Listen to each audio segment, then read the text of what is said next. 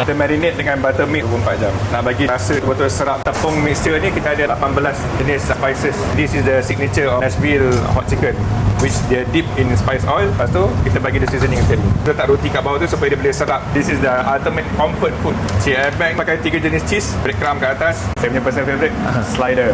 Dan atas tu kita bagi kita punya rock sauce. Nasi lemak pakai basmati jasmine, bukan yang murah-murah. Telur pun kita bagi 1 biji. Dia punya sambal ni kan rasa masin, manis, pedas itu balance. Jalapeno bomba dan juga Gouda Mozza. Tengok tu dia punya cheese. The big chick dapat 5 chicken tenders. Abang itu ambil 5 tahap kepedasan yang berbeza. Saiz memang besar puas hati. Paling tak pedas ni nama dia Unplug. Yang crunch ni dia punya pedas dah mula melekat-lekat dekat lidah. Headbanger. Diorang pakai cili yang paling pedas kat dunia tau. Carolina Reaper.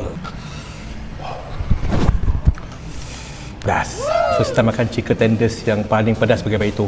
Pedas ya, pedas yang layan tau. Rock sauce pig diperbuat daripada mayonnaise dan juga chipotle sauce. Latest menu shake banger. Top loaded dia pilih nak M&M Oreo atau nak Biscoff. Chicken tenders ni pakai chicken tenders betul-betul ke ikan yang breast ni? 100% kita memang pakai tenderloin sebab dia lagi juicy. Pasal semua nama rock-rock Sebab saya sendiri position. Saya tahu kumpulan yang Betul. cuaca tu kan.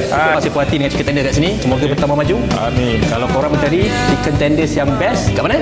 Di Rock Chick Hot Chicken di Denai Alam. Kita headbanging sikit.